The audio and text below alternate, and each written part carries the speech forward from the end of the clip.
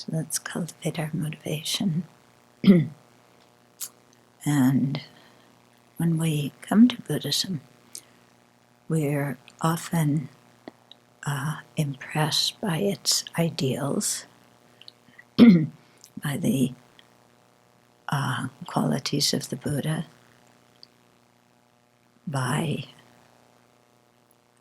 the way it inspires us to get in touch with our own excellent qualities and enhance them.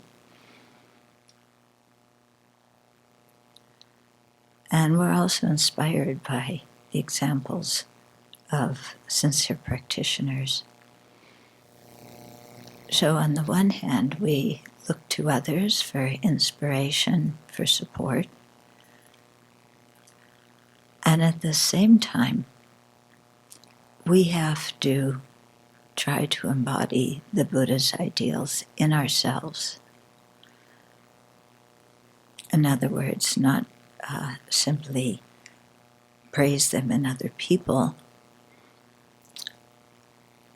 and have regard for people who have those qualities, but to be a sincere practitioner and embody those qualities ourselves.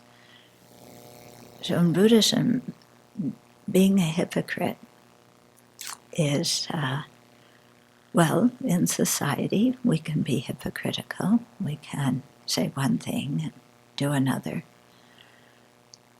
But karma, the functioning of cause and effect on an ethical plane, doesn't allow for hypocrisy. And all of us will experience the result of our own actions.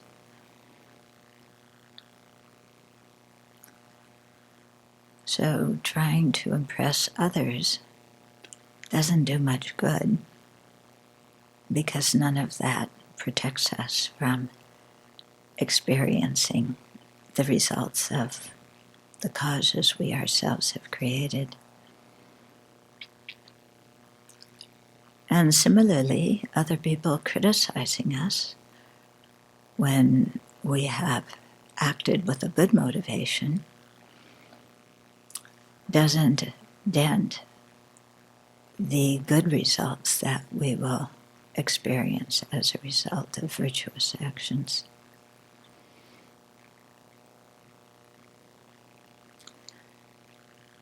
So all this is pointing to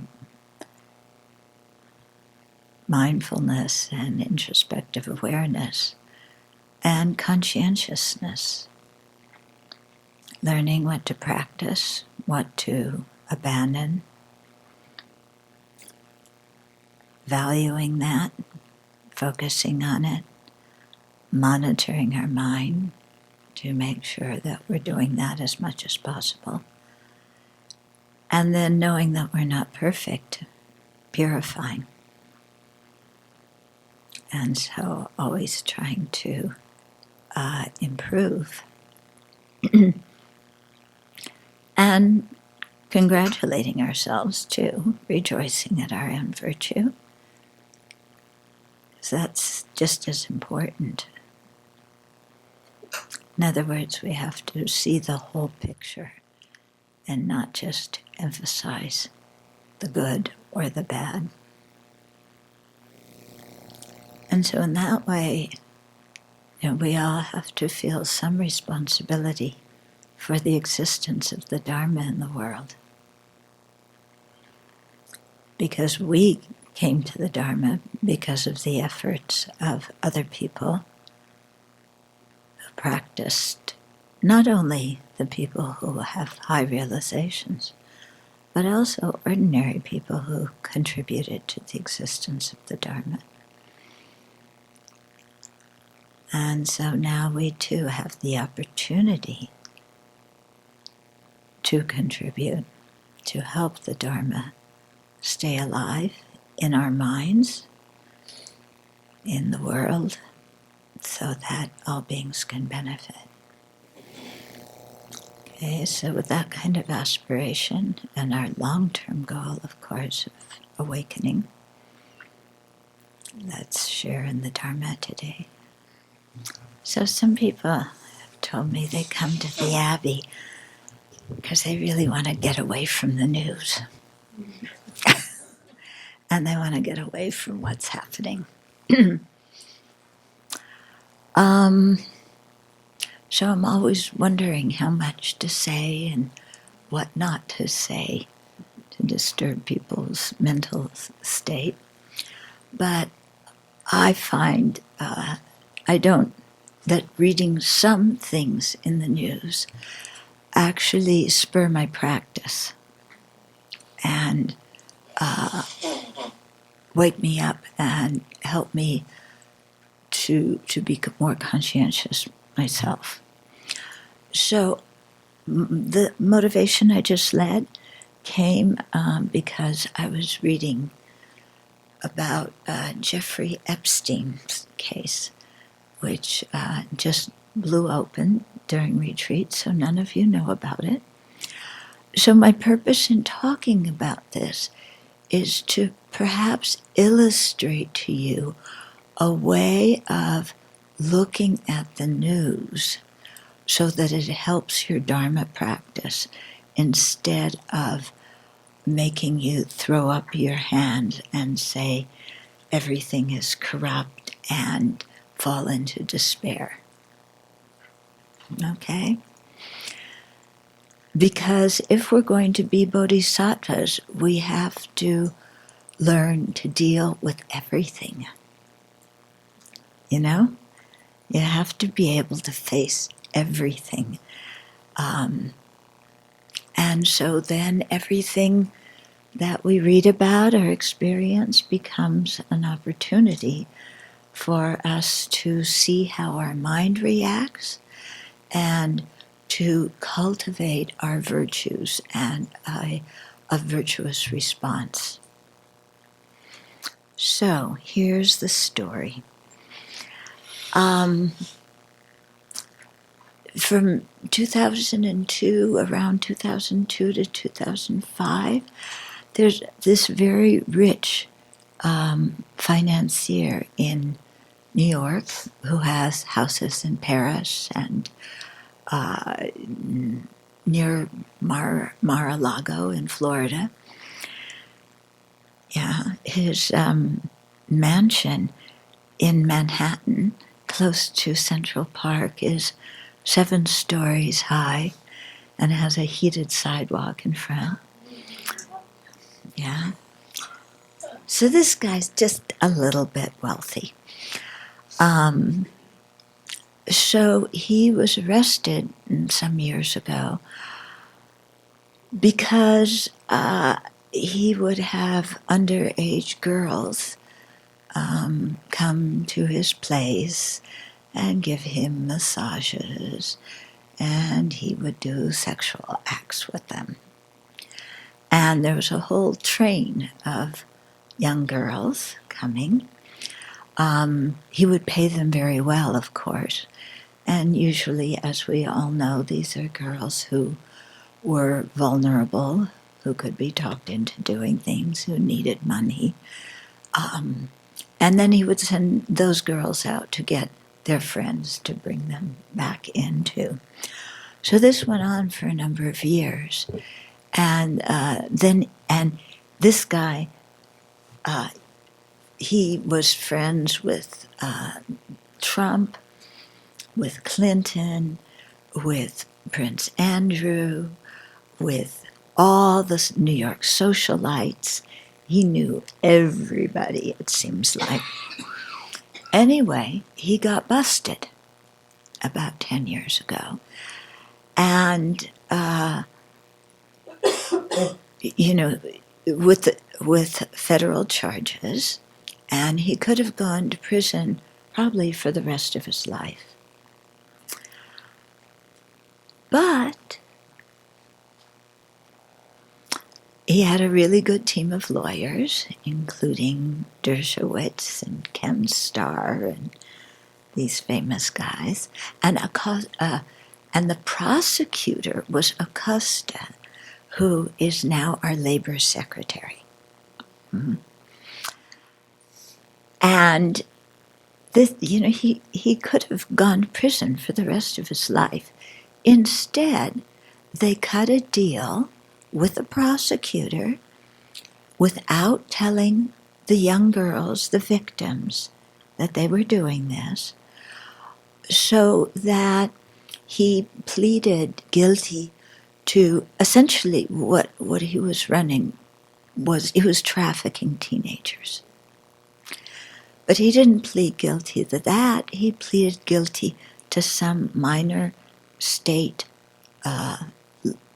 offense of prostitution, so that the justice system, he was supposed to serve 13 months in the county jail in Florida in a special wing, but 6 days a week he was allowed to go outside and return home and work at home. This was the deal that he cut. And all unindicted conspirators, or not unindicted cooperators, which we don't know who they are or what, were given immunity. And life went on. Somehow, I don't know how, unless this wasn't a felony conviction, but I would assume it would be, maybe not. Anyway, he had a passport. He had his own private jets. Basically, he was continuing this lifestyle. And so he just arrived back in the States a few days ago on one of his private jets from Paris, and they arrested him, okay, in New York. Okay. And the police went to his mansion, maybe was it yesterday or the day before. They had to crowbar it open, the 15-foot high carved oak door. And they went inside, they had a permit, and a search warrant, and they did everything. And they found computers and flash drives full of hundreds, if not thousands, of pictures of nude underage girls. So this guy, also as a result of his conviction 10 years ago, he had to become a sexual offender, register as a sexual offender. He was registered initially as the third kind, which is the most severe kind, and the prosecutor, get this, the prosecutor asked to downgrade it to a number 1 instead of a number 3. And the judge said, no, I've never heard of the prosecutor asking for a lighter sentence. Prosecutors are labor secretaries, so, yeah. So, they broke in his house, they found these things. So the guy's just continuing what he's been doing all along. Yeah, didn't change his ways at all. And they also found his address book, which contains telephone numbers for all the rich and powerful. Yeah. And so now people are screaming. Yeah. And they're screaming, first of all, how totally grotesque what this guy's doing and how many young girls he's harmed. So they're screaming about that. But people are screaming also about the lack of justice. That 10 years ago, the judge went like that. It didn't even go to trial, and he continued on. So people are saying, where is the justice in this country? And who we need to investigate his attorneys, Acosta, the whole system, which allows somebody who's wealthy to get off like this. So people are wondering, how did he get off? What went, what happened? People are also wondering how he makes his money. Because supposedly he's a financier who made a lot of money by helping other people invest. But the news hasn't investigated this yet. Haven't got, I suppose it'll come out in the next few days. But, what things he was involved with. But, why in the world, in this country, where there, as little children were taught to pledge allegiance to the flag, where there's liberty and justice for all, and this kind of stuff is going on, and working with people myself who are incarcerated, who are mostly poor, who haven't done half of what this guy did, but who are locked up for 40 years or for the rest of their life. And this guy, is able to go out and work at home in his 13-month, prison sentence. Okay, so this is the kind of thing people are screaming at. You can easily look at it and throw up your hands and say everything is, rotten,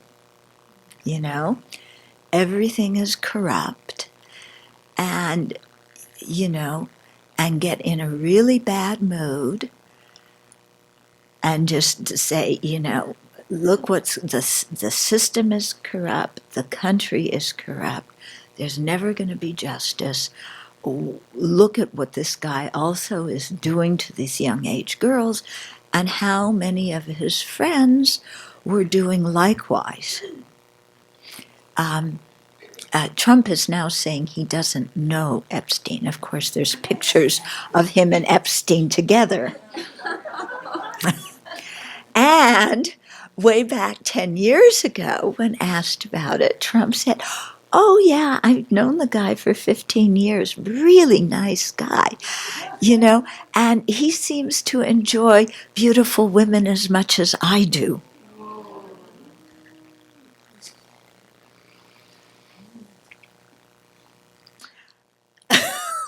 So, they're expecting some, I don't want to say heads to fall, that's what you say, but it's kind of a grotesque image. They may try and cover it all up again, or they may be able to get to the bottom of it. Apparently, there was one journalist from the Miami Herald, or some place in Miami, who was the one who started researching this thing and brought it to light again. And it was because of that then they arrested him in this whole thing. So people are saying, thank goodness for a free press where the journalists can really investigate this. Okay, now how does this relate to Dharma? Okay, first of all, sex with underage girls, that falls under, sexual misconduct and, lying about it, okay, here you see the reason for the basic Buddhist principles, okay? Very clear, why we have the basic precepts that we do. Because when we do those actions, then it creates problems for ourselves and it harms other living beings. But like I started to say, we could look at this whole thing and just say the whole world's corrupt. And we can't trust anybody. And all of our leaders are corrupt. And the whole thing stinks. And, and I'm so depressed and I'm full of despair and there's no hope for the world. And so why in the world am I trying so hard to keep my precepts and do something when nobody else is doing it? I might as well just give up. Okay? So somebody could easily think like that. Mm-hmm. Yeah, and a lot of people do. Okay? From a Dharma viewpoint, that is not the way to think. That is not a Dharma mind. Okay? When you look at His Holiness, what his life has been, and what he's had to put up with, being a refugee, witnessing genocide and environmental destruction and, destruction of the culture, and the Beijing government calling him names all the time. And yet His Holiness is a happy, hopeful, optimistic individual. He didn't throw up his hands and say, they invaded my country and I've been a refugee and I can't go back, and this whole thing is so corrupt and the world doesn't even stand behind us, and my people are getting killed, so I think I better go have a drink. Yeah, that's not the way His Holiness has responded to this whole thing. Yeah, as soon as they came into India, he started, he made sure the monks had a place. It was an old British POW camp, awful, but India's a poor country, so at least they got that. He helped them start a Buddhist university in Varanasi. And I think one of the most important things is his sister, worked with him to start the TCV schools and orphanages so that the young kids from the very get-go were not abandoned. They were together. Many of them, their parents died, but they got an education. They were surrounded by people who cared about them. Yeah. And he got the monasteries reestablished. Anyway, you could see people work together to improve the situation. They didn't just say, all is lost. So here we are, and we could say, well, what's the population of the country? What's 38 million? No, 300, close to 400. Well, anyway, there's millions of people in this country. Yeah. And we could say, well, we're just, how many of us are here? Between 40 and 50 of us here. Oh, well, what can we do? It's all useless. But like I said, that's not the Dharma attitude. Yeah. If we want to follow the Bodhisattva path, and if you've really thought about the qualities of Buddhas, the qualities of Bodhisattvas, what our human potential is, the kind of attitudes we can develop, the things that we can do to be of benefit, then you know that there's absolutely no place for despair or discouragement. And you know that even we are one individual, what we do as one person among millions or zillions is important. Yeah. You have, Epstein, you have Hitler, we can go through and look at one person's actions who have harmed so many people. We can also look at people like Nelson Mandela and Bishop Tutu and His Holiness and Mother Teresa and Martin Luther King and Rosa Parks. Wasn't she incredible? One little lady, this big, Nobody knew her. Yeah. So you look and you can see one person following their conscience and acting properly, or one person acting improperly can have a strong effect. Yeah. So we can't say that what we do doesn't matter. It matters a lot. It not only matters to the planet and to all sentient beings, it matters to us, because how we respond will influence our future rebirth. What we're reborn as will influence how much we can be able to benefit other sentient beings. So we're not just even looking at the benefit we can do to sentient beings this life, yeah.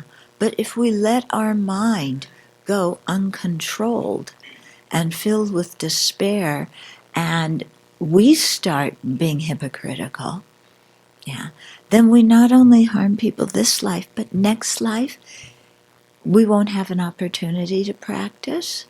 There will be no opportunity to benefit people then. We won't be able to progress on the path. But if we practice this life and maintain a good attitude and continue to do our part, even though we are not perfect, even though our ethical conduct, we slip up, we say things, we do stupidagios, but the important thing is we purify. Yeah? We confess, we make amends, we purify, we try to be better. We look at our mind and ask, what made me say that? What made me act like that? And how can I change how I am thinking and acting so that I can do better in the future? And then we do that, and we do better in the future. Okay? So as one individual, how we respond to things like this is really crucially important, not only for ourselves now, so that we don't wind up, drinking or drugging or whatever to deal with our pain, or for our own, so that next life we can have a good life. But also recognizing that what we do matters to others. Yeah, and it matters in the long term. And what we do this life matters in terms of what we can do next life. What we do next life matters to other sentient beings. And so having that big picture of how things are interdependent, how one action ripples out and can affect many other people. And then we just do our part, yeah, with a hopeful mind, with an optimistic mind, with a realistic mind that knows that this is samsara. And why should we expect anything different in samsara? Okay? This is not a pure land. People are born in this realm under the influence of afflictions and karma, under the influence of ignorance. Since that's why we're all here, why in the world are we expecting everything to be perfect? That's totally unrealistic, isn't it? Yeah? So if this kind of stuff happened in the Pure Land, then okay, you could go to Amitabha and say, look, what's going on here? I worked really hard, but, what are these sexual predators doing here? Um, well, there's not going to be any sexual predators, and there's not going to be a justice system, because all the people there are really sincere in their practice. Okay? So we've got to become one of those people. Yeah? So whether we're famous or not is not the issue, It's what we do as an individual. If we can, what did they say, walk the walk, yeah? Walk the talk, yeah? and to do it with a happy mind. Yeah. And we talked about the importance of having support and other people who encourage you, who are doing what you do, who have the same values. And that's really important. And we also have to be able to have the inner strength to hold on to what we believe, even if we're the only person. Yeah. So even if everything else is corrupt, we've got to, live according to our values and principles. Yeah. And it's really important. And like I said, we've all made mistakes. We all have a lot of purification to do. But we can do it. Then we feel better about ourselves. We establish new habits. We go on. Okay? So, I have to thank Jeffrey Epstein, in one way, for his influence on me that makes me really makes my motivation stronger. Okay?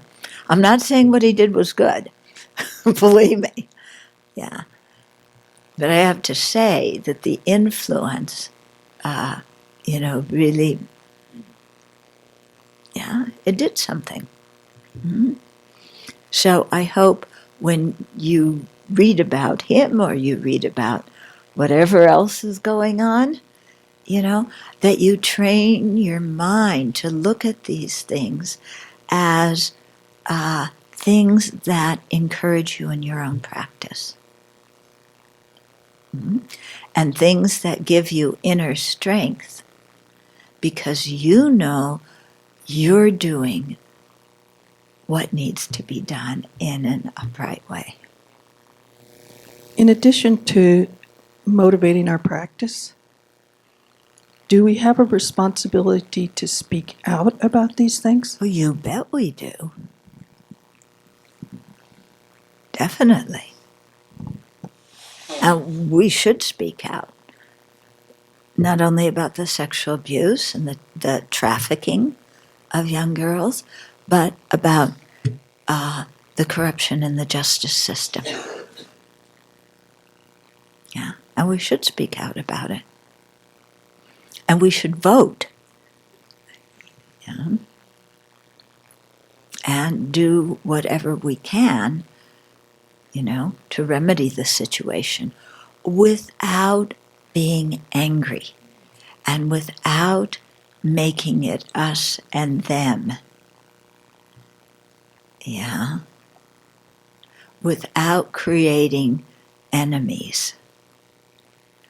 So talking about the actions that are corrupt, but remembering that the person has the Buddha nature.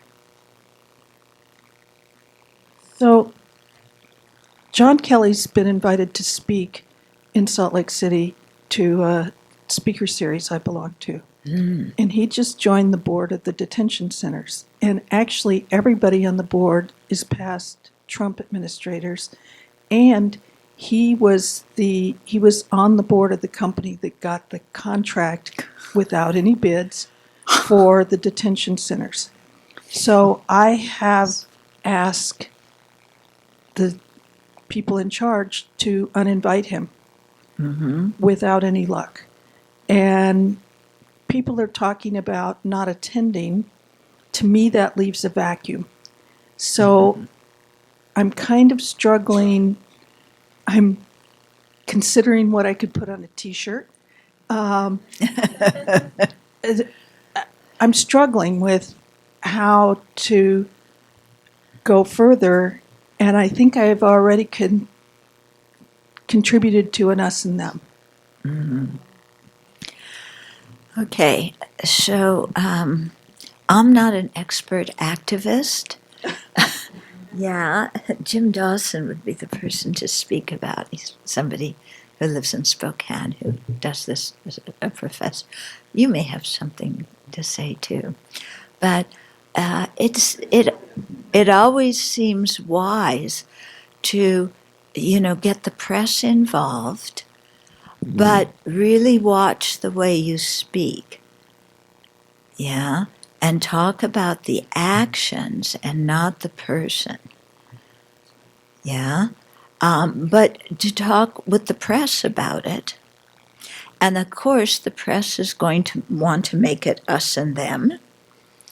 But you specifically say, I don't want it to be us and them. I want it to be, about the ideas, about the actions.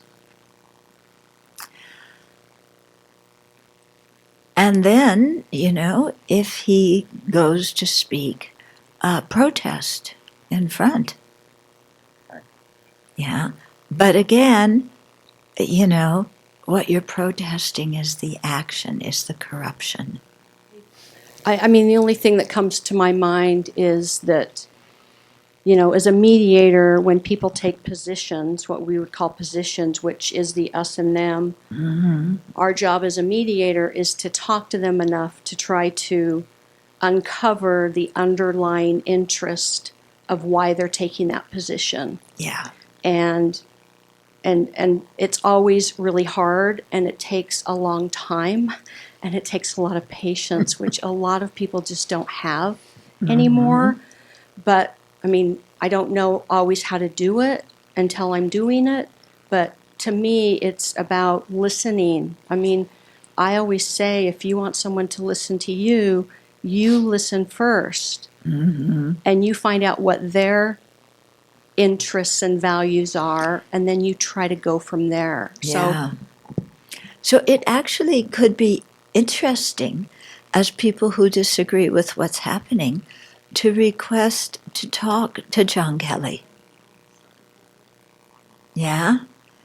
And to say,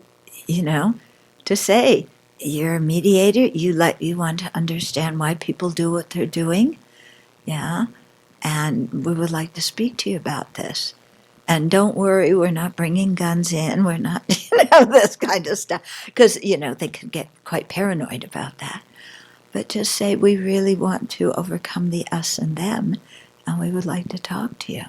And actually, I go back to Tracy's brother and the offender. And I think so often we want to make a person who does not believe like us wrong or bad or horrible or a monster. And in the work I've done, what I've learned is that we're all the same.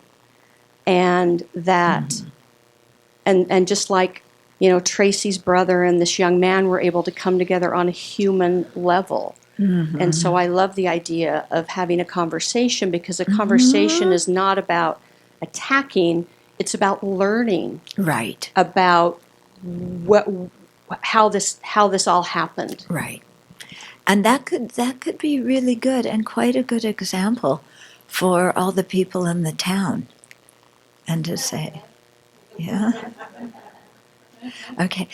This will be the last comment about this issue. That's fine, thank you. But that's what the people on the other side are saying. It could be interesting to hear him. Yeah. And so let's let him come and let's hear him. And he's getting a lot of money to come. And I don't believe that that's the way. Should we go on to these questions? So, if Buddhas don't purify our minds when we request for realizations and blessings, what exactly happens? Okay, also, for instance, in the concluding mantra visualization, it says, immeasurable orange light rays radiate from the D, purifying all the destructive karma, sickness, hindrances. So what is doing the act of purification? Okay, so I think there's a few things going on. One is this is a psychological method in the sense that we beings always look outwards for things. We're desire realm beings. Everything's outside of us. So if we request the Buddhas for inspiration, and we imagine light coming and purifying us, we feel inspired because the Buddhas are there and they're inspiring us. Or, if we think of the D as the essence of the enlightened mind, and it goes out and purifies karma and afflictions, then we feel, oh yeah, that really is getting purified. And as a result of thinking like that, our mind changes and our mind is purified. Because when we imagine, for example, the light going out everywhere and touching all beings and purifying their negativities, then when we look at those beings, instead of looking and saying, oh, they're just a bunch of knuckleheads, who are thoroughly corrupt and I can't stand them, we've imagined them purifying, and we see that they aren't their actions, and that they have the Buddha potential, and that they can be purified. So we relate to them in a much better way. And in that way, we create less hostility, less negativity. Okay? And hopefully, by regarding them in a nicer way, we facilitate some communication, that can ameliorate the situation. Okay. So that's one thing, how it works psychologically. But then are you going to say, well, this is just all, a psychological thing.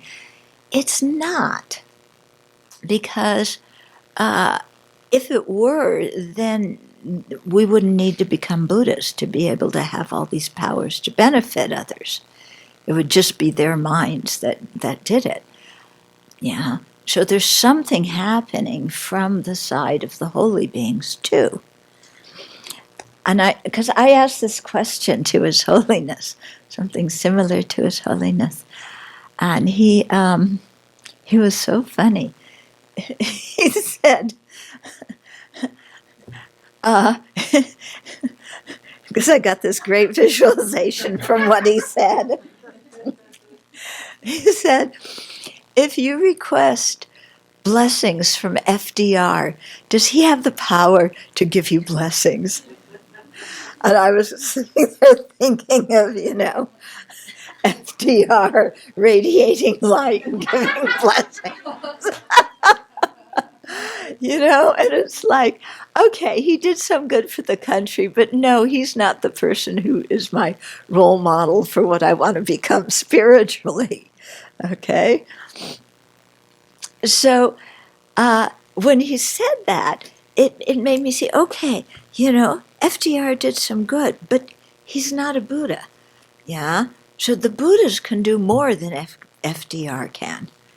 Yeah. FDR helps some people in this life, but what the Buddhas are doing is going, far beyond on a much bigger scale that I don't understand with, because I'm obscured. It's, it's like the Buddhas are inspiring us and encouraging us, but they aren't doing it in a gross way by tapping us on the shoulder and saying, you should really practice the Dharma, this is good stuff. Or by giving us a pill to make our minds totally peaceful, because such a thing doesn't exist. Okay? So the Buddhas from their side have some influence, and I think the mind is very powerful. When we dedicate for the benefit of others, I think it has an effect that helps them. But also it's dependent on how close we are to them and what kind of motivation we dedicate with. And of course, it depends on their receptivity. So I think it's a double thing. Something coming from us, something coming from the Buddhas and Bodhisattvas. Okay? So they often give the example of a bowl, that's upside down. So the sun is shining everywhere. From the side of the sun, there is no hindrance where it shines. Yeah, so that's like the Buddha's enlightening influence. It just reaches out compassionately to all beings. So the sunlight is reaching everywhere, but the sunlight can't get inside the bowl because the bowl's upside down. So if our mind is like an upside down mind that is unreceptive, or a mind that's so full of garbage, even it's right side up, if it's full of caca, or whatever you want to call it. Everybody has their own baby language. That's what the Tibetans say, caca. I guess we say poo-poo, So anyway, but if it's filled with garbage, then, also again, the sun can't get in. So, our job, this is us. So if we're unreceptive, because we're cynical, because we're angry, because we want to shoot everybody down, or if we're so full of distraction that we can't look outside our own pleasure or our own anger, then it's like the sun shining and it can't get in the bowl. The Buddha's enlightening influence can't affect us. Okay? So the sun's job, the Buddha did his job, they did their job. They purified the thing, their hindrances. So from their side, they're just, the enlightening influence is there. We have to do our side. Yeah. So that's why His Holiness always saying, you can't just pray for things. Yeah, you have to act.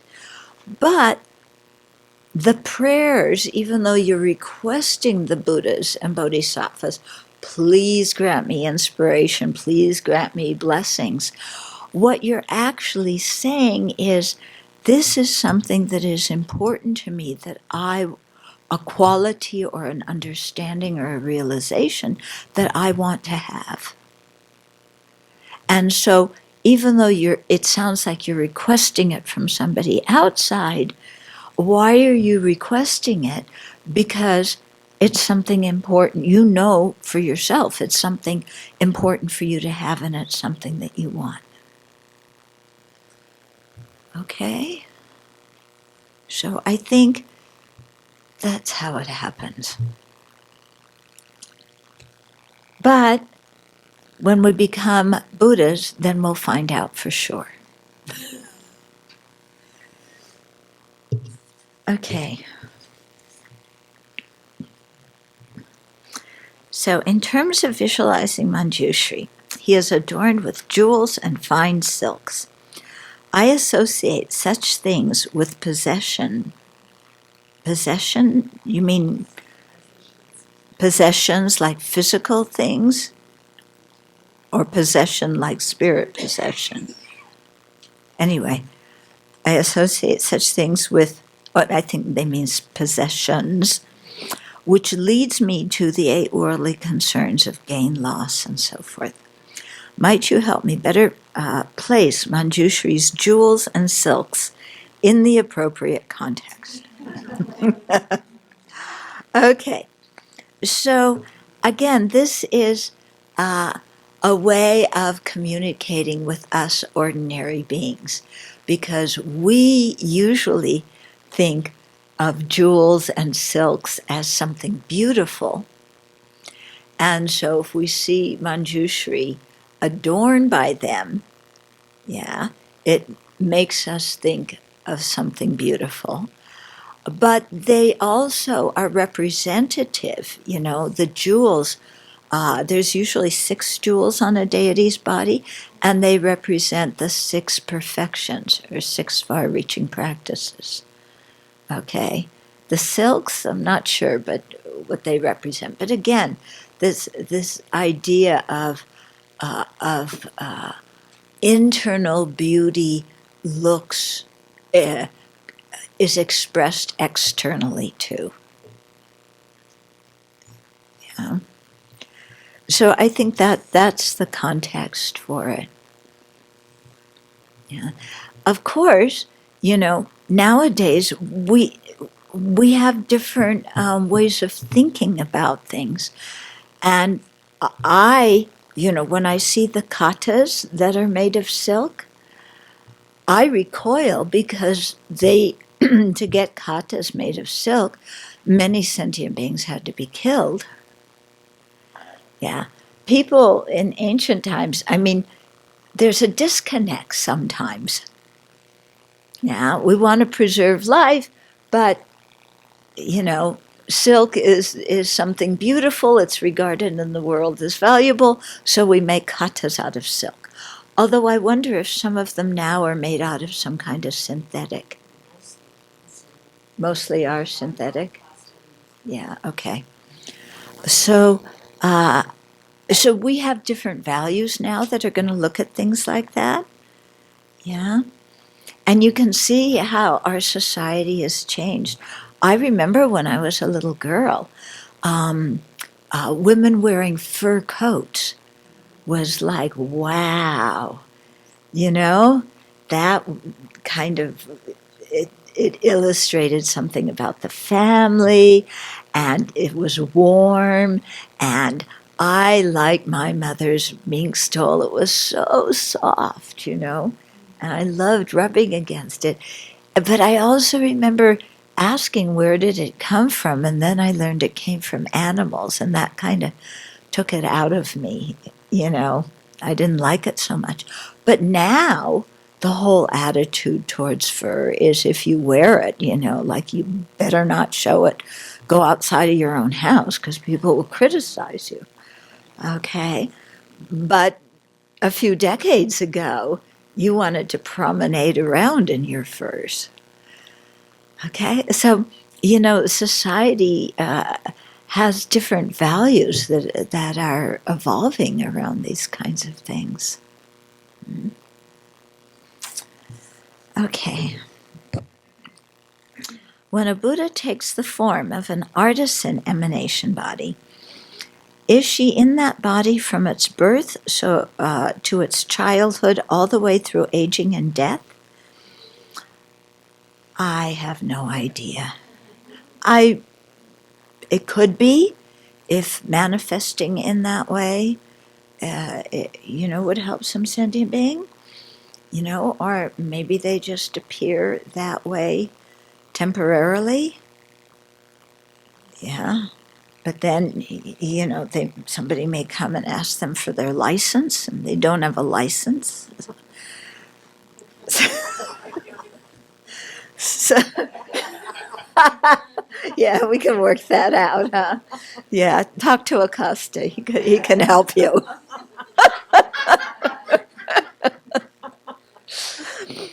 Can it be an animal body? For example, a dog? Yes. Yeah, 2 of our cats were pretty remarkable. And if so, does she never harm other living beings, physically or otherwise, while in that body? That is difficult to say. Maybe, if a Buddha manifests as a dog, then it has to do what dogs do, so it chases squirrels. But maybe the squirrels are manifestations of Buddhas too. Yeah? I don't know. This is beyond my pay grade. Yeah. So doesn't she accumulate negative karma? I hope not. A Buddha, it's impossible for a Buddha to accumulate negative karma. Okay, lower level bodhisattvas can. Yeah, and certainly the rest of us do. Okay, so that was the introduction to today. Yeah, okay. Regarding the real refuge, I was wondering why books are not possible refuge objects. You emphasize teachings and the words, but the Buddha is not on this planet anymore. I mean, the teachings are transmitted through teachers, but his writings are alive in a way that's transmitted too. Yeah, I don't know. I was wondering a little bit. Well, first of all, the real refuge is the true paths and true cessations in our mind stream.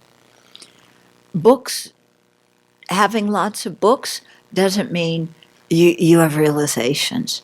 So the real thing that protects us from samsara isn't books, it's not words, it's not videos, it's not CDs, it's the realizations in our own mind stream. So that's why they say the Dharma, the true paths and true cessation, is the actual refuge. And it's got to be the true cessations and true paths in our mind stream. Okay, because that's what protects us. Buddhists have true cessations and true paths, but that's in their mind streams, and that doesn't directly protect us. It can indirectly help. Okay? Then, in terms of, when they talk about the Buddha's word, yeah, they're words in the kind of, when we talk about form, consciousness, and abstract composites as types of impermanent phenomena, words are abstract composites. Okay? Because you can express a word verbally, you can express a word physically, you can express a meaning through gestures. Yeah. So when we say the words that are the transmitted Dharma, it's really emphasizing not something physical, but the means of communication. Yeah, the words, the meaning of the Dharma. Okay? And certainly, the books have not always been here. Yeah, the Dharma didn't start getting written down until the 1st century BC. And even then, it happened slowly over a period of time. But you do notice when you take refuge in the Three Jewels and you have refuge guidelines to follow, treating the texts respectfully is one of your refuge guidelines. So, and treating the statues respectfully, yeah, part of the refuge guidelines. So it's not that those material things are holy, but, we don't worship idols. It's not the material of the statue we're bowing down to. Yeah, it's not the material of the text that we're holding as precious. But those things represent something deeper. So it's what they represent that is deeper that we're showing the respect to. Okay? So, because people will say, well, why should I keep my Dharma texts off the floor? Why can't I put them on the floor? Yeah, and why can't I put my coffee cup on top of the Dharma text? It keeps my coffee steady, Then my question is, do you put your paycheck on the floor? Do you put your coffee cup on top of your paycheck? Do you leave your paycheck lying around?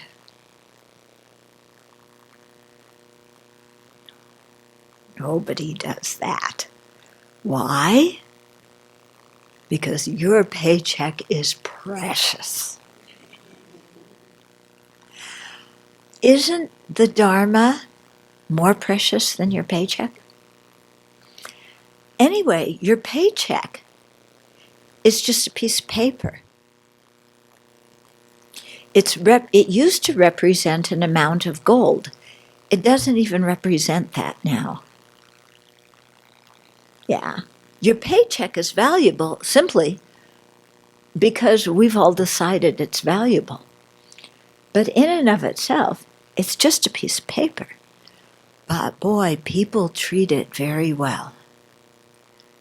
Yeah. So the texts that express the path to liberation, which will free us from all suffering, not just get us through the end of the month, that's more precious.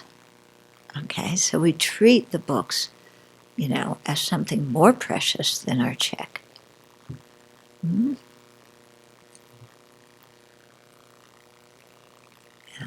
So it shows that our mind is reorienting towards something different. We're choosing different symbols. Yeah, we're choosing the symbols of a statue and a text to reflect the inner values and qualities that we think are so precious, instead of choosing the symbols of a paycheck and, I don't know, a lottery ticket or something. Yeah. So I've heard some things like they'll say there'll be consequences if you do certain things, like it's bad karma. Like I heard like the people who do the tankas, something bad will happen to them if they don't, or the people who paint the tankas, something bad will happen if they don't do it correctly or the right proportions. Like how do you interpret those kind of things? Like if you don't put enough water in the water bowl or Yeah. I can see the one in terms of painting, that if you paint a very unattractive Buddha, that unattractiveness is a reflection kind of your mind, and that could have some unfortunate repercussions. On the other hand, if you're a little kid and you're drawing the Buddha because you like the Buddha and the proportions aren't right, personally speaking, and I'm no authority, what matters more is your motivation. Yeah, so if that little kid says, I like Buddha, and there's Buddha, with a head and stick arms and stick legs, or stick legs, crossing or something like this, I certainly wouldn't say that child's creating negative karma. I would say that child is putting good imprints on their mind because at a young age they're thinking of the Buddha and the qualities. Yeah. Then, in terms of how well you do the water bowls, if you fill the water bowls too full, what is it? If you put them too close together, then you are too close to your teacher and you create negative karma. If you put them too far away, then you're separated from your teacher. What is it? If they're not full enough, then maybe you're born in poverty, and if they're too full, then you what? You don't retain anything. Okay. Yeah. So, and yeah. So, but you know what? The water bowls were not offered at the time of the Buddha. This is something that is a Tibetan custom that started with Atisha, because he went to Tibet and he thought that water was so good there and so pure. So then came the practice of offering water bowls. So I don't know who said that. I'm in no position to judge. Yeah. I can see that there, human beings like to have standards. If you're going to offer water bowls, you want them to be neat. You don't want it like, kind of jaggedy and some full and some empty and some full of, this and that and stuff like that. Okay? So maybe, I don't know, but maybe some holy being just said, this will help people pay more attention when they make water bowl offerings. I don't know. Okay? Then there's the question. I remember we asked one of my Geshe teachers, because in our tradition, you tuck your thumbs in, and your palms are like this, yeah? And so you're thinking that you're offering a jewel to the Buddha, and if you think more, it's the jewel of your own Buddha nature. Other Buddhist traditions have their hands like this, just flat, the palms are together. So does that mean that only the Tibetans are offering respect to the Buddha in the right way because they have their thumbs tucked in, and everybody else is doing it the wrong way? I can't accept that. I just, personally, I say there's different ways of doing it. Yeah.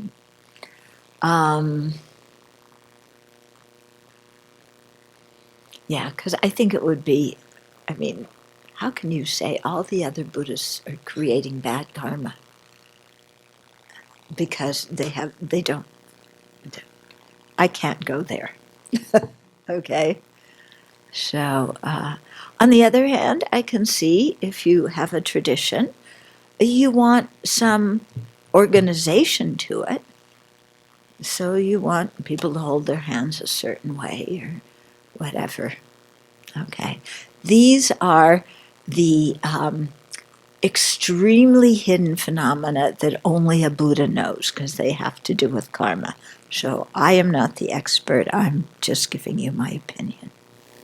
Because in the Vajrakata Sutra, the Diamond Sutra, Buddha has a saying that whoever sees me as form, whoever requests to me with sounds, has engaged in the wrong path. Those will not see me. But when I was doing the sadhana, I have to visualize the Buddha like a and that is very confusing to me. Can you explain a little bit? Yeah. Okay. That also goes back in the Pali Sutra. There was one monk, Vakato or something. Anyway, he was really old. He was about to die. He called to the Buddha, please come. I want to see the Buddha before I die. And the Buddha said, why do you want to see this old body? Seeing this old body has nothing to do with anything. Yeah? Seeing the Buddha, he said, those who see the Buddha see the Dharma. So it's the Dharma in the mind stream. The Buddha is representative of that. So I think, what that quotation in the Diamond Sutra is saying is if we focus on the physical form of the Buddha and think that just seeing the physical form is enough to get realizations, then we're on the wrong path. Or if we think that just reciting scriptures or mantras is how to get realizations, that too we're on the wrong path. So it doesn't mean that reciting scriptures and mantras and visualizing the Buddha is wrong. That can be a tool to help us think of the Buddha's qualities and to generate, to inspire us to do the reflections to generate those same qualities in ourselves. But if we start projecting everything outside and forget about changing our mind, that's where the danger comes. Okay? And so you see that sometimes. Actually, you see it too much. I see it too much. For example, sometimes And this happens a lot in Asia because people have a lot of faith. And it happens in the West too. They invite a teacher to come and give an initiation.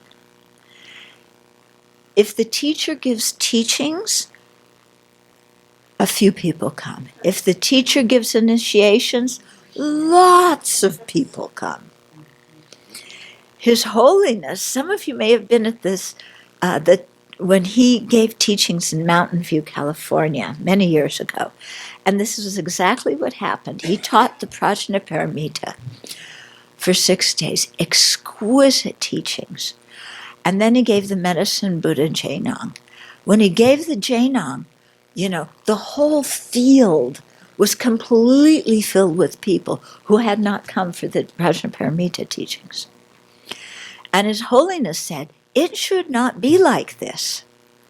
People should come for the teachings, and then just a few people who are ready come for the Jainongs. Yeah? So it's this thing of people looking outside. And so what I see often is they will invite people to come to the center and do a puja or give an initiation. The idea being, the less you understand, the more blessing you've received. That's almost the underwritten message. Because if the teacher explains things and how you're supposed to think, that's a distraction, because the real thing is sitting there when the bell's ringing and the drums going and they're mumbling things in Tibetan that you can't understand. And you're supposed to be visualizing things going around here and there and touching this and that. And then you're waiting for that little bit of holy water, or that long life pill, that long life pill, that's going to do it. And people crawl all over each other to get that long life pill. Yeah. When His Holiness gave the Kala Chakra in New York in 2011, some of the people were passing out kusu grass. Kusu grass is grass. It's grass that you're supposed to put under your bed to help you have clear dreams. Then the night before the Kala Chakra, people were trampling each other and pushing and behaving outrageously in Washington, D.C. to get a piece of kusu grass, and the organizers had to comment on it. Okay, so this is what is being referred to, is thinking some external substance is going to do it for you. And, all through the scriptures, we see that the Buddhist sages are saying, these Hindus, they think drinking the water of the Ganges is going to give them realizations. We know that doesn't work. Okay? So when, if you're going to take these things, you have to realize that they symbolize something else. It's not the material substance. Although there could be some influence of the Buddha's mind, because I'm sure FDR can't give those pills any blessing, but, maybe the Buddha can. Maybe His Holiness can.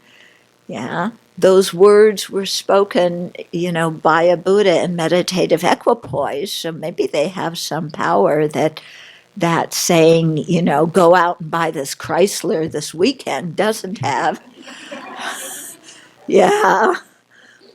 So there could be, I think there is some dependent arising going on there, although I can't say exactly what it is. But our problem is when we start thinking it's the substance and has nothing to do with our mind or nothing to do with the Buddhist mind, and that if we can only get those things, then that's going to free us from samsara and make us a holy being. And so that's why we, we love showing off our autographed pictures of us with the Lama. That sutta you quoted, would that be the one where the Zen proverb came up possibly about if you see the Buddha walking on the path, then kill him? It could. It's It's an the same external- idea. Yeah. It's the same I'd be idea. interested if you could find out which sutta that was sometime. Okay, it's in. I think it's in the Majjhima Nikaya, and the monk was. His name started with a V. VA or VA, maybe C something. Anyway, I'm very bad with names. Um, yeah, but yeah, it's the same idea of don't reify something. In the same way, okay, having said all of that, okay, then there's another story that they tell in the Tibetan and in the Chinese tradition. They have different, the story is told in a slightly different way, but the meaning is the same. Of somebody who was walking down the road, and they saw a Buddha statue on the ground. Oops, they saw a Buddha statue on the ground, and they thought, oh, that's disrespectful to the Buddha. So there was a stone wall there, so they lifted the Buddha statue up and put it on the stone wall, so it wasn't sitting on the ground. Okay, and then what happened? Yeah, no, there's something with the. Yeah. Anyway, I'm approximating the story, so we'll go with it rained. I think something else happened before that, but anyway, it rained. So somebody else walks along, and the Buddha statue is getting wet. So they see an old shoe by the side of the road. So out of respect for the Buddha statue, so it doesn't get wet, or the Buddha, they put the old dirty shoe on top of the Buddha statue. Okay. And then somebody else comes along and says, who put the old dirty shoe on top of the Buddha statue? And put the Buddha statue on top of this wall that is also dirty and now muddy, and so took the shoe off and then moved the Buddha statue down to the ground where it seemed cleaner. Okay? So the idea becomes, who created negative karma, who created virtuous karma? And then you begin to see how it's depending on the mind of the person who did it, not the physical action. Yeah. So it's the mind of respect that makes the difference, not the external thing that goes on. Okay. Okay. 2 more questions, and then we're stopping because we're already over time. Oh, and before you ask that question, I just want to say we're having 2 people as guests for lunch today, Joe and Bonnie Harper. They're from Ohio, and I met them. Joe used to come to the teachings when I used to go to Cleveland, and he's quite elderly now and uses a walker, and so he wanted to come out one more, come here and see the community and meet with me, because he's not sure how long he's going to be here. Yeah. Yeah, very definitely. He's been a supporter for many, many years. Yeah. He was a professor at Kent State. So, okay. Well, the story that you just told reminded me too of the parable about the Buddha's tooth. Mm-hmm. Right. I don't know it well enough to. Yeah. An old mother in Tibet, her son was going on pilgrimage to India, and she said, bring me back, a tooth of the Buddha or something from the Buddha, some relic, because that will mean so much to me. So he went off. He had his pilgrimage. On the way back, he went, oh, I forgot to get something for Mom. And then he looked, and there was a dead dog skeleton by the side of the road. And so he picked a tooth out of the dog skeleton. And he went back, and Mom, I brought you a tooth of the Buddha. And Mom was just like overjoyed and put it on her altar and prayed and made offerings. And the tooth started giving forth relics, which is what they say actually happens when you have the part of the body of a holy being. Okay. So as the story shows, it doesn't matter that it was the tooth, it matters the person's mental state. Okay. I'm just curious, maybe in relation to this, when you see two holy beings have different ideas of what to do. So, for instance, with the Maitreya project in FPMT, I think Lama Zopa Rinpoche really wanted to emphasize holy objects. And then His Holiness the Dalai Lama said, no, we need to really emphasize community service. How do we view two infallible beings differing in terms of how to have Okay. skillful means? First of all, let's take the word infallible out. Because what does infallible mean? I don't know exactly what infallible means. Does that mean that, I can tell you the dictionary definition. Yeah, I know what the word means. But in this context, what does infallible mean? Does it mean that there's only one way of doing things? In other words, to be infallible, there is only one perfect way that is objectively existent, unrelated to our mind, unrelated to other circumstances, that is the one and only right way to do something. Is that what we mean when we say they're infallible? If we ask our guru, are you going to put Rinpoche, you're flying back to New York, are you going to ask him to come be the pilot of your plane? Yeah? If you see him as a Buddha, then he must know how to fly a plane. So why don't, you put him, ask United Airlines to come and, he'll do it and he won't even charge. Yeah? Yeah? So is that what it means? Somebody's infallible? When it says to see your teacher as a Buddha, which first of all is only done in Tantra, it's not done in Sutra practice. Yeah? Is that what it means? That your teacher can fly a plane?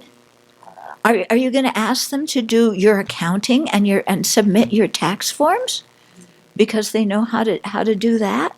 And they know all the tax laws because they're omniscient? Okay? This is a technique to keep us from getting angry. Okay? Don't take it so literally. Otherwise, you wind up with that, Please ask him to fly the plane. It won't take off on time.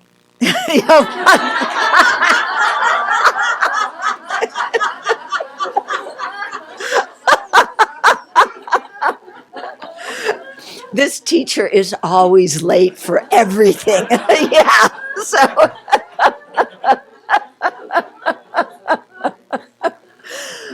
Okay, so we have to see we can't take certain instructions literally and apply them across the board as if there's some kind of objective, rule.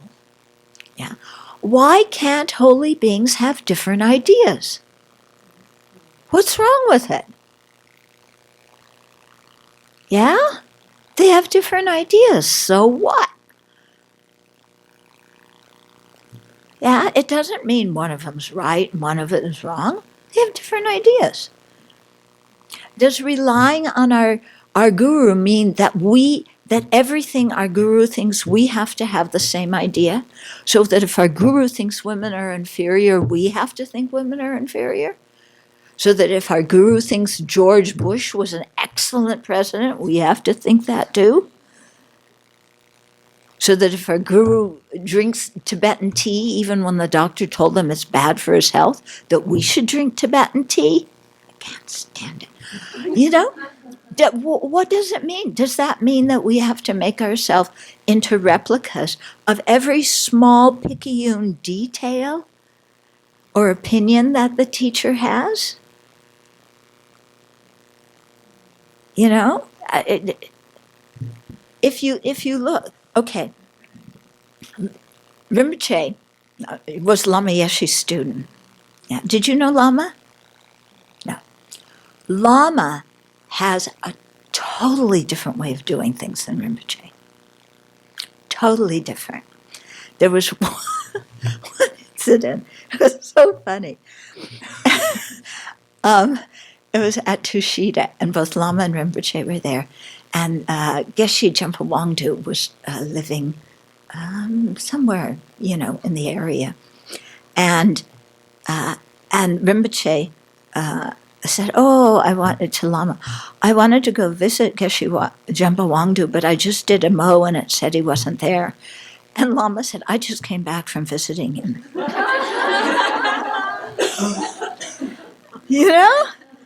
Rinpoche won't do anything without mo's. Lama, he didn't care about mo's. Yeah. Different teachers have different ways of guiding disciples. Some teachers want their disciples to check with them about everything. Yeah. Lama Yeshe used to say, next time they're going to ask me where to go pee-pee. Yeah. Use your own wisdom, dear. Don't ask me about every small thing. One of my friends went to Kyabche Serkon Rinpoche. He had he was living in Dharamsala and his landlord was giving him trouble. And so he went to Serkon Rinpoche and said, what do I do? And, I need some legally, like, what can I do in this situation? And Serkon Rinpoche is incredible holy being. Said, go ask a lawyer. Yeah, why are you asking me? Ask a lawyer, he knows. Okay? So, what's wrong with teachers having different ideas? What is it that we're expecting? Yeah? We expect perfection. What does perfection mean? It means somebody does what we want them to do when we want them to do it. But of course, all of us if we pick one person, all of us will have different ideas of what perfection does, because we all have different ideas of what we want that person to do and when we want them to do it. Okay? So it gets to the point of absurdity, doesn't it? Yeah? So the whole thing is that we have respect and regard for our teachers, an incredible appreciation for what they've done. And we don't sit and look at them and pick faults, because picking faults doesn't do us any good. Okay? And that also goes for picking faults at ordinary sentient beings. That too doesn't get us any good. But if we pick faults with our teachers, then the extra added danger is that we're going to give up the Dharma altogether. Yeah? They tell the story of our friends at Shasta Abbey, that when people would start looking at, what was their teacher's name? Roshi? I'm so bad with names. Gio Kennett Roshi. That when people would start idolizing her too much, she would take out her dentures. Yeah? Okay? So, it's like, okay, what are we really wanting? What are we really expecting? Yeah? And that's a question we have to ask ourselves. Yeah? Oh, my teacher's not paying enough attention to me. I went through this. Oh, my goodness. Trying to get an appointment. He's busy. He's doing this. He's doing that. But I have this need and I have this question and it's so important. Oh, come back later, come back later. Oh, he's busy, come back later. Later, never got to see him, again and again. Yeah. So does that mean that my teacher doesn't care about me? Yeah. Does that mean he was just pushing me off because he thought I was some idiot? I don't think so, because the effect it had on me was I had to learn to think for myself and stop running, like a little kid, please tell me what I do is okay, please. Please give me the love and support that I wanted from my parents and didn't get. Wasn't my teacher's job. But does his not giving that mean he didn't care? No, it didn't mean that. Does it mean he's a bad teacher? No, he was an excellent teacher. Okay. So we have to think wisely about these things. Okay. Having said that, okay, I also want to say, because I feel this is really my job nowadays, and talking specifically to the women here, although it also applies to the men, if a teacher or a monk approaches you and wants to have sexual contact with you, you say no. Okay? And if they say, but, this is a tantric practice and you will get blessings because you help me and I am a realized being and you will accumulate good karma, do not let your mind say, oh, the teacher thinks I'm special. I'm better than everybody else, so I'm going to say yes.